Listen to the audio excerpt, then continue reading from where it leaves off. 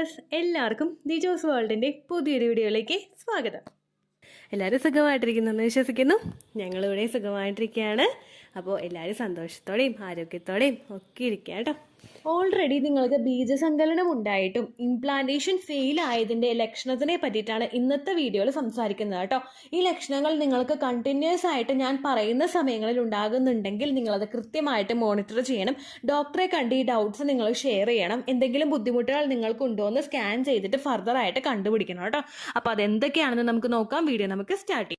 സാധാരണയായിട്ട് നമുക്ക് ഓവുലേഷൻ നടന്നു കഴിഞ്ഞ് കഴിഞ്ഞാൽ, അതായത് അണ്ടം ശരീരത്തിലോട്ട് ഓവറിയിൽ നിന്ന് പൊട്ടി നമ്മുടെ ശരീരത്തിനകത്തോട്ട് എൻ്റർ ആയി കഴിഞ്ഞു കഴിഞ്ഞാൽ അത് ഏകദേശം ഒരു 24 hours അല്ലെങ്കിൽ 32 hours വരെ മാക്സിമം നമ്മുടെ ശരീരത്തിൽ ഉണ്ടാകും.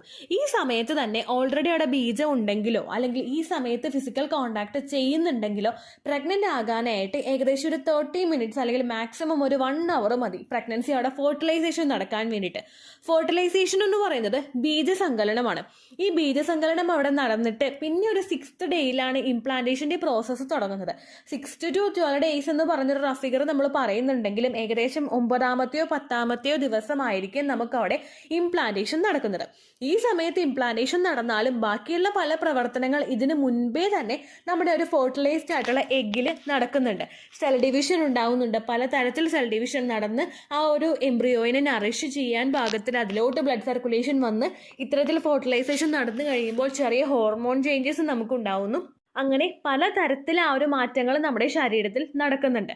ഈ ഒരു സമയത്ത് നമുക്ക് ഫെർട്ടിലൈസേഷൻ നടക്കുകയാണെങ്കിൽ ചില ആളുകൾക്ക് ആ ഫെർട്ടിലൈസേഷൻ നടക്കുന്ന ടൈം പീരീഡിൽ കുറച്ച് വ്യത്യാസങ്ങൾ കാണാനായിട്ട് സാധിക്കും. ചിലവർക്ക് ആ ഫെർട്ടിലൈസേഷൻ നടന്നു കഴിയുമ്പോഴേക്കും ഭയങ്കര ടയേർഡ്നെസ് ഒക്കെ ഫീൽ ചെയ്യാനായിട്ട് ചാൻസ് ഉണ്ട്. പ്രൊജസ്ട്രോൺ ഹോർമോൺ ആ ഒരു എംബ്രിയോയെ നറിഷ് ചെയ്യാൻ വേണ്ടിയിട്ട് ലൂട്ടിയൽ ഫേസ് മുതൽ തന്നെ പ്രവർത്തിക്കുന്നത് കൊണ്ടാണ് നമുക്ക് അങ്ങനെ തളർച്ചയും ക്ഷീണവും ഒക്കെ ഉണ്ടാകുന്നത്. ഇനി നിങ്ങൾക്ക് ആ ഒരു ഇംപ്ലാന്റേഷൻ എന്ന് പറയുന്നത് ഏകദേശം നമ്മുടെ ഒരു 6 to 12 ഡേയ്സിനകത്ത് നടക്കുന്നുണ്ടെങ്കിൽ ഇംപ്ലാന്റേഷൻ നടക്കുന്ന ആ ഒരു പ്രോസസ്സിൽ തന്നെ നമുക്ക് അനുഭവപ്പെടുന്ന മറ്റൊരു പ്രഗ്നൻസി ലക്ഷണമാണ് ഇംപ്ലാന്റേഷൻ ഡിപ്പ് എന്ന് പറയുന്നത്. ഓൾറെഡി ഓവുലേഷൻ കഴിഞ്ഞതിന് ശേഷം ടെമ്പറേച്ചർ നിങ്ങൾ മോണിറ്റർ ചെയ്യുന്ന ആളുകളാണെങ്കിൽ നിങ്ങളുടെ ടെമ്പറേച്ചർ ബേസൽ ബോഡി ടെമ്പറേച്ചറിനകത്ത്, അതായത് നമ്മൾ ഒരു തരത്തിലുള്ള ആക്ടിവിറ്റീസും ചെയ്യാതിരിക്കുന്നതിന് മുൻപുള്ള നമ്മൾ കിടക്കുന്ന സമയത്തുള്ള നമ്മുടെ ഒരു സ്ഥായി ആയിട്ടുള്ള ഭാവത്തിൽ നമുക്ക് എങ്ങനെയാണോ ടെമ്പറേച്ചർ ഉണ്ടാകുന്നത് അതാണ് ബേസൽ ബോഡി ടെമ്പറേച്ചർ എന്ന് പറയുന്നത്.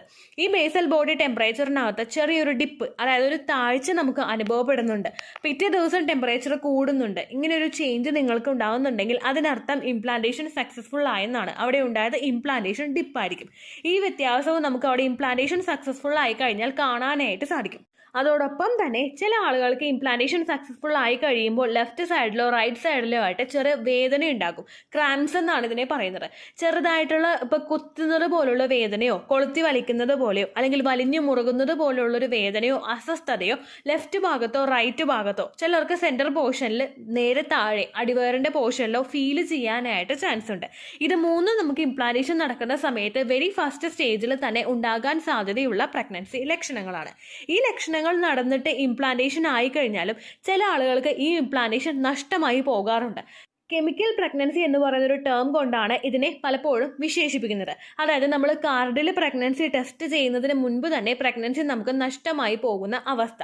ഇംപ്ലാന്റേഷൻ അവിടെ നടന്നിട്ടുണ്ടെങ്കിലോ ബീജസങ്കലനം അവിടെ നടന്നിട്ടുണ്ടെങ്കിലോ ആ ഫെർട്ടിലൈസ്ഡ് ആയിട്ടുള്ള എഗ്ഗിനെ നറിഷ് ചെയ്യാൻ പറ്റാത്ത തരത്തിൽ എന്തെങ്കിലും ഒബ്സ്റ്റക്കിൾസ് അഥവാ തടസ്സങ്ങൾ നമ്മുടെ യൂട്രസിനകത്ത് ഉണ്ടെങ്കിലാണ് ഇത്തരത്തിൽ നമുക്ക് ഈ ഒരു അവസ്ഥ ഉണ്ടാവുന്നത്. അത് ചിലപ്പോൾ സംഭവിക്കുന്നത് നമ്മുടെ ആ ഒരു എൻഡോമെട്രിയൽ ലൈനിങ്ങിന് ഉണ്ടാവുന്ന പ്രശ്നത്തിനെയോ അല്ലെങ്കിൽ മറ്റു പല ആരോഗ്യ അവസ്ഥകൾ കൊണ്ടോ അതല്ലെങ്കിൽ ചിലപ്പോൾ നമ്മുടെ ബീജത്തിനോ അണ്ടത്തിനോ ഫർദർ ആയിട്ട് മുൻപോട്ടേക്ക് കൊണ്ടുപോകാനായിട്ടുള്ള ഒരു ക്വാളിറ്റി കുറയുന്നത് കൊണ്ടോ അങ്ങനെയുള്ള സിറ്റുവേഷൻ നമുക്ക് ഉണ്ടാകാം കേട്ടോ.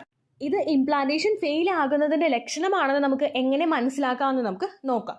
ഇംപ്ലാന്റേഷൻ ഫെയിൽ ആകുന്നുണ്ടെങ്കിൽ നിങ്ങൾക്ക് ഈ ഒരു ലക്ഷണം, ഞാൻ ഈ പറഞ്ഞ ടയേർഡ്നെസ് ആണെങ്കിലും അതുപോലെ നിങ്ങൾക്ക് ക്രാംസ് ആണെങ്കിലും സഡൻ ആയിട്ട് സ്റ്റോപ്പ് ആവാനായിട്ട് തുടങ്ങും. അതായത് പിന്നീട് അങ്ങോട്ടേക്ക് ഇതിൻ്റെ ഒരു അഡ്രസ്സ് ഉണ്ടാവില്ല. അങ്ങനെ ഒരു രീതിക്ക് നമുക്കിത് മാറാനായിട്ട് തുടങ്ങും. ഇംപ്ലാന്റേഷൻ ക്രാംസ് എന്ന് പറയുന്നത് നമുക്ക് ആ ഒരു സമയത്ത് ഇംപ്ലാന്റേഷൻ നടക്കുന്ന സമയത്ത് നമുക്ക് വേദന ഉണ്ടാകും. അതിനുശേഷവും പിന്നീട് അങ്ങോട്ടേക്കുള്ള ദിവസങ്ങളിൽ ചെറുതായിട്ട് എന്തെങ്കിലും ഒരു വൈറൽ അസ്വസ്ഥതയോ ബുദ്ധിമുട്ടോ ഒക്കെ നമുക്ക് ഉണ്ടാവാനായിട്ട് ചാൻസ് ഉണ്ട്. അതുപോലെ തന്നെ ഈ ടയേർഡ്നെസ് നമുക്ക് കണ്ടിന്യൂസ് ആയിട്ട് ഉണ്ടാവാൻ ചാൻസ് ഉള്ള ഫസ്റ്റ് ട്രൈമസ്റ്ററിൽ ഉണ്ടാവാനായിട്ട് ചാൻസ് ഉള്ള ഒരു പ്രഗ്നൻസി ലക്ഷണമാണ്.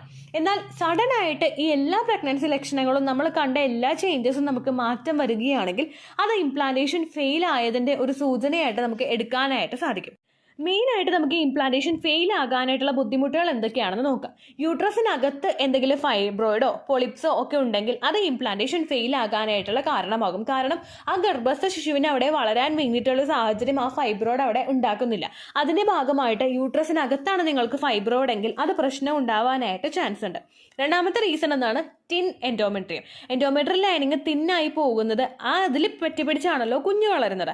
അപ്പോൾ കുഞ്ഞിന് അതിനെ പറ്റിപ്പിടിച്ച് വളരാൻ പാകത്തിന് അതിന്റെ റൂട്ട് അവിടെ ഉറക്കുന്നില്ല എങ്കിൽ, എൻഡോമെട്രിയൽ ലൈനിങ് ഷെഡായി പോവുകയാണെങ്കിൽ അതിന്റെ ഭാഗമായിട്ടും നമുക്ക് ഇത്തരത്തിൽ ആ ഒരു പ്രഗ്നൻസി എളുപ്പത്തിൽ നഷ്ടമായി പോകുന്നതിന് കാരണമാവുന്നു. വളരെ ഏർലി സ്റ്റേജിൽ തന്നെ നഷ്ടമായി പോകുന്നതിന് കാരണമാവുന്നു. അടുത്ത ബുദ്ധിമുട്ടാണ് ക്രോമസോമൽ അബ്നോർമാലിറ്റീസ്. നമ്മുടെ പുരുഷന്റെ ബീജത്തിനോ സ്ത്രീയുടെ അണ്ടത്തിനോ എന്തെങ്കിലും ജനിതകപരമായിട്ട് ബുദ്ധിമുട്ടുകൾ ഉണ്ടെങ്കിൽ അതിന് ചിലപ്പോൾ തമ്മിൽ ചേർന്ന് കഴിഞ്ഞാലും ആ പ്രഗ്നൻസി സർവൈവ് ചെയ്യാനായിട്ട് പറ്റില്ല. ചിലപ്പോൾ അത് തമ്മിൽ ചേർന്നിട്ട് ചിലപ്പോൾ 1 മാസമായിട്ടുണ്ടെങ്കിലോ കുഞ്ഞിന്റെ ഗ്രോത്ത് അവിടെ വെച്ച് തന്നെ നിന്ന് പോകും. അതിന് പിന്നീട് അങ്ങോട്ട് സർവൈവ് ചെയ്ത് പോകാനായിട്ടുള്ള ഒരു കപ്പാസിറ്റി ഉണ്ടാവില്ല. ചിലത് സർവൈവ് ചെയ്ത് പോയി കഴിഞ്ഞാലും കുഞ്ഞിന് മറ്റുള്ള എന്തെങ്കിലും ക്രോമസോമൽ അബ്നോർമാലിറ്റീസ് കുഞ്ഞിന് തന്നെ ഉണ്ടാവാനായിട്ട് ചാൻസ് ഉണ്ട് കേട്ടോ. അതും മറ്റൊരു റീസൺ ആണ്. അടുത്തൊരു റീസൺ എന്ന് പറയുന്നത് സെൽ ഡിവിഷൻ സംഭവിക്കുമ്പോൾ എന്തെങ്കിലും ഇഷ്യൂസ് ഉണ്ടാകുന്നത്. ഫെർട്ടിലൈസേഷൻ കഴിഞ്ഞു കഴിഞ്ഞാൽ സെൽ ഡിവിഷൻ നടന്നിട്ടാണ് നമ്മുടെ ശരീരത്തിനകത്തേക്ക് അത് ഇംപ്ലാന്റ് ആകുന്നത്. അതായത് ആ ബീജങ്ങളും കോശങ്ങളൊക്കെ നല്ലതുപോലെ വീടിച്ചാണ് ആ ഒരു എംബ്രിയോ നമ്മുടെ യൂട്രസിനകത്ത് അറ്റാച്ച് ആവുന്നത്. അതിലെന്തെങ്കിലും പ്രശ്നങ്ങൾ ഉണ്ടെങ്കിൽ, അപാകതയുണ്ടെങ്കിൽ നമുക്ക് അങ്ങനെ ബുദ്ധിമുട്ട് ഉണ്ടാകാം. അടുത്തൊരു റീസൺ എന്ന് പറയുന്നത് സെമന് ക്വാളിറ്റി കുറവോ DNA ഇഷ്യൂസോ കണ്ടിന്യൂസ് ആയിട്ട് ഉണ്ടാകുന്നുണ്ടെങ്കിൽ അതിന്റെ ഭാഗമായിട്ട് സംഭവിക്കാം. പുരുഷന്റെ ആ ഒരു സെമന് ക്വാളിറ്റി നല്ലതുപോലെ കുറവുണ്ടെങ്കിൽ അതിന്റെ ഭാഗമായിട്ട് ഡെവലപ്പ് ആകുന്ന കുഞ്ഞിനും അതുപോലെ സർവൈവ് ചെയ്ത് മുൻപോട്ടേക്ക് പോകാൻ പറ്റുന്ന ഒരു കപ്പാസിറ്റി ഉണ്ടാവില്ല. ലൈഫ് സ്റ്റൈലിൽ പുരുഷൻ ചേഞ്ചസ് കൊണ്ടുവരുന്നതും അവരുടെ ആരോഗ്യ രീതിയിലേക്ക് മാറ്റങ്ങൾ വരുത്തിക്കൊണ്ടുവരുന്നതും ആ ഒരു പ്രശ്നത്തെ ഒരു പരിധി വരെ തടയുന്നതിന് വേണ്ടിയിട്ട് സഹായിക്കുന്നു. ഒപ്പം നമ്മൾ എടുക്കുന്ന മെഡിക്കേഷൻസും പ്രോപ്പറായിട്ട് ഇങ്ങനെയുള്ള ബുദ്ധിമുട്ടുകൾ കാണുമ്പോൾ മെഡിസിൻസ് എടുത്തു കഴിഞ്ഞ് നമുക്കത് നല്ലതുപോലെ മുമ്പോട്ടേക്ക് കൊണ്ടുപോകാനായിട്ട് സാധിക്കും കേട്ടോ. അപ്പോൾ ഞാൻ ഈ പറയുന്ന കാര്യങ്ങൾ, അതായത് പ്രഗ്നൻസിയുടെ ലക്ഷണങ്ങൾ ഫെർട്ടിലൈസേഷൻ കഴിഞ്ഞതിന് ശേഷം കുറച്ച് ദിവസങ്ങൾ കണ്ടിന്യൂസ് ആയിട്ട് നിങ്ങൾക്ക് കാണുന്നുണ്ട്, പക്ഷേ സഡൻ ആയിട്ട് നിങ്ങൾക്ക് സ്റ്റോപ്പ് ആയി പോകുന്നുണ്ടെങ്കിൽ നിങ്ങൾ കണ്ടിന്യൂസ് ആയിട്ടുള്ള മാസങ്ങളും കൂടെ ഒന്ന് മോണിറ്റർ ചെയ്യുക. അതായത് ഒരു 5-6 മാസമെങ്കിലും ത്രൂ ഔട്ട് നിങ്ങളത് മോണിറ്റർ ചെയ്യുക. ഇങ്ങനെ നിങ്ങൾക്ക് ബുദ്ധിമുട്ടുണ്ടാകുന്നുണ്ടെങ്കിൽ നിങ്ങൾ ഡോക്ടറെ പോയി കണ്ട് ഈ ഒരു സംശയം പ്രകടിപ്പിക്കണം കേട്ടോ. ഫർദർ ആയിട്ടൊരു സ്കാനിങ്ങോ ബ്ലഡ് ടെസ്റ്റോ ഒക്കെ ചെയ്ത് കഴിഞ്ഞ് കഴിഞ്ഞാൽ നിങ്ങൾക്ക് എന്താണ് ബുദ്ധിമുട്ടെന്ന് മനസ്സിലാക്കാനായിട്ട് സാധിക്കും.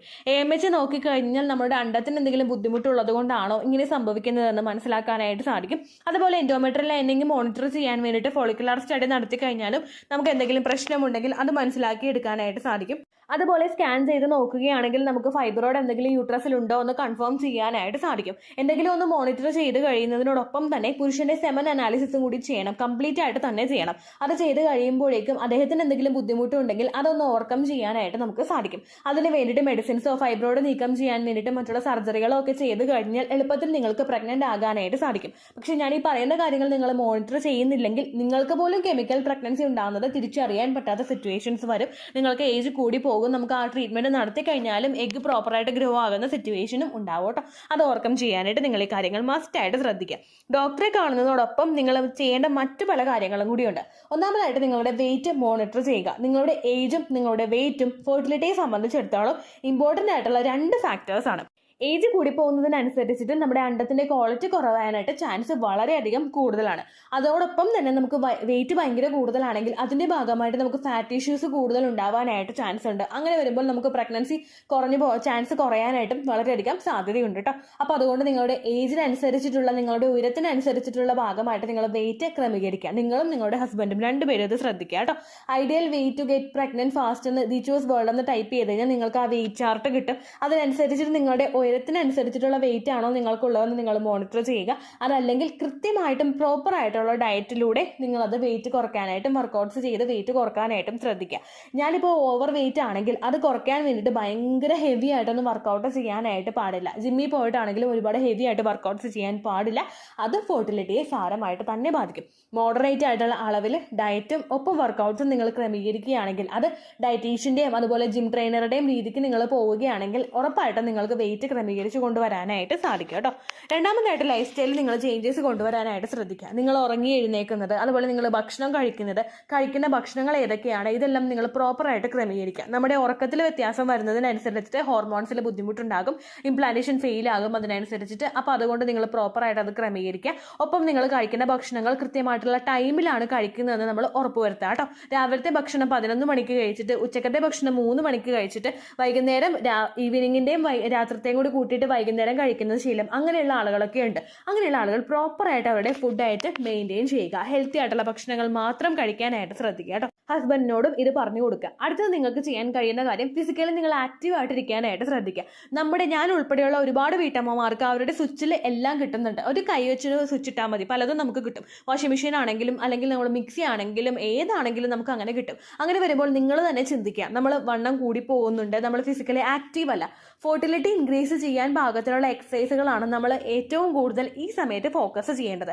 ഈ എക്സസൈസുകൾ ഏറ്റവും കൂടുതൽ ഇമ്പോർട്ടൻസ് കൊടുക്കുന്നത് നമ്മുടെ റീപ്രൊഡക്റ്റീവ് ഓർഗൻസിലോട്ടായിരിക്കും. അങ്ങനെയുള്ള എക്സസൈസുകൾ വാച്ച് ചെയ്യാൻ വേണ്ടിയിട്ട് നിങ്ങൾ നമ്മുടെ ചാനലിലെ പ്ലേലിസ്റ്റിൽ ഫെർട്ടിലിറ്റി എക്സസൈസ് എന്ന് പറയുന്ന പ്ലേലിസ്റ്റ് നോക്കിക്കഴിഞ്ഞാൽ നിങ്ങൾക്ക് കാണാനായിട്ട് സാധിക്കും. അതൊരു 15 മിനിറ്റ്സോ 20 മിനിറ്റ്സോ ഒക്കെ ചെയ്യാനായിട്ട് ശ്രദ്ധിക്കുക. അതുപോലെ തന്നെയുള്ള ബാക്കിയുള്ള വർക്കൗട്ട്സുകളാണെങ്കിലും വെയിറ്റ് ലോസിൻ്റെ വർക്കൗട്ട്സുകളാണെങ്കിലും ഒരു 15 to 20 മിനിറ്റ്സ് എങ്കിലും നിങ്ങൾ ചെയ്യാനായിട്ട് ശ്രദ്ധിക്കുക. അപ്പോൾ നിങ്ങളുടെ ബോഡിക്ക് ഭയങ്കര റിഫ്രഷ്മെൻറ്റ് എഫക്റ്റ് കിട്ടും, നിങ്ങൾ ഭയങ്കര പോസിറ്റീവ് ആകും. അങ്ങനെ എളുപ്പത്തിൽ പ്രഗ്നൻസി കിട്ടാനായിട്ടും സഹായിക്കും കേട്ടോ. അപ്പോൾ ഇത്രയും കാര്യങ്ങൾ നിങ്ങൾ മസ്റ്റായിട്ട് ശ്രദ്ധിക്കുക. ഇത്രയേ ഉള്ളൂ വീഡിയോ. യൂസ്ഫുൾ ആയി കാണുമെന്ന് വിശ്വസിക്കുന്നു. യൂസ്ഫുൾ ആവുന്നുണ്ടെങ്കിൽ ലൈക്ക് ചെയ്യുക, ഫ്രണ്ട്സിനൊക്കെ ഷെയർ ചെയ്ത് കൊടുക്കുക കേട്ടോ.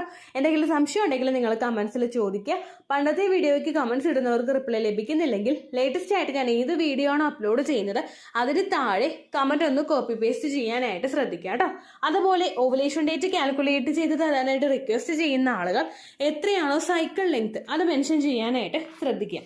സൈക്കിൾ ലെങ്ത് എന്നതുകൊണ്ട് ഉദ്ദേശിച്ചത് ഓരോ മാസവും എത്ര ദിവസം കൂടുമ്പോഴാണോ ബ്ലീഡിങ് വരുന്നത് അതാണ് സൈക്കിൾ ലെങ്ത്.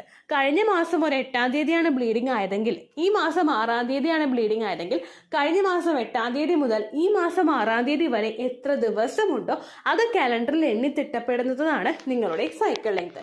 സൈക്കിൾ ലെങ്ത് നമ്മൾ കൃത്യമായിട്ട് കാൽക്കുലേറ്റ് ചെയ്യുകയാണെങ്കിൽ ഓവുലേഷൻ ഡേറ്റ് എളുപ്പത്തിൽ കണ്ടുപിടിക്കാൻ വേണ്ടിയിട്ട് ഒരുപാട് ആപ്ലിക്കേഷൻസും ഒരുപാട് ഓൺലൈൻ ആയിട്ടുള്ള വെബ്സൈറ്റുകളും ഇന്ന് നമുക്ക് അവൈലബിൾ ആണ്. പ്ലേ സ്റ്റോറിൽ പോയിട്ട് ഓൺലൈൻ ഓവുലേഷൻ ട്രാക്കർ എന്ന് ടൈപ്പ് ചെയ്ത് കഴിഞ്ഞാൽ നിങ്ങൾക്ക് അതുമായിട്ട് ബന്ധപ്പെട്ടിട്ടുള്ള ആപ്ലിക്കേഷൻസ് കിട്ടും. അത് പറ്റുന്നില്ല എങ്കിൽ ഗൂഗിളിൽ പോയിട്ട് ഓൺലൈൻ ഓവുലേഷൻ കാൽക്കുലേറ്റർ എന്ന് ടൈപ്പ് ചെയ്ത് കഴിഞ്ഞാൽ അതുമായിട്ട് ബന്ധപ്പെട്ടിട്ടുള്ള വെബ്സൈറ്റുകൾ നിങ്ങൾക്ക് കിട്ടും. അതിൽ നിങ്ങളുടെ ലാസ്റ്റ് മന്തിലെ മെൻസ്ട്രേഷൻ്റെ ഡേറ്റും ഒപ്പം ഞാൻ ഈ പറഞ്ഞ രീതിക്ക് നിങ്ങൾ കാൽക്കുലേറ്റ് ചെയ്യുന്ന സൈക്കിൾ ലെങ്ത്തും എൻ്റർ ചെയ്ത് കൊടുക്കുകയാണെങ്കിൽ നിങ്ങൾക്ക് കൃത്യമായിട്ട് ഓവുലേഷൻ ഡേറ്റ് കണ്ടുപിടിക്കാനായിട്ട് സാധിക്കും.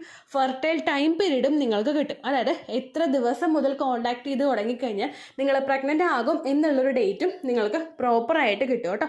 ഇത് കാൽക്കുലേറ്റ് ചെയ്യുന്ന സമയത്ത് സൈക്കിൾ ലെങ്ത് കാൽക്കുലേറ്റ് ചെയ്യുന്ന സമയത്ത് നിങ്ങളുടെ ആ ഒരു കലണ്ടറിൽ നോക്കി തന്നെ നിങ്ങൾ കാൽക്കുലേറ്റ് ചെയ്യുക. പല മാസങ്ങളിലും 30-31 ദിവസമുണ്ട്, അതുകൊണ്ടാണ് അങ്ങനെ പറഞ്ഞത്. ഒപ്പം നിങ്ങൾക്ക് ബ്ലീഡിങ് തുടങ്ങിയ ദിവസത്തിന് വേണം നിങ്ങൾ ഡേ 1 ആയിട്ട് എടുക്കാൻ വേണ്ടിയിട്ട്.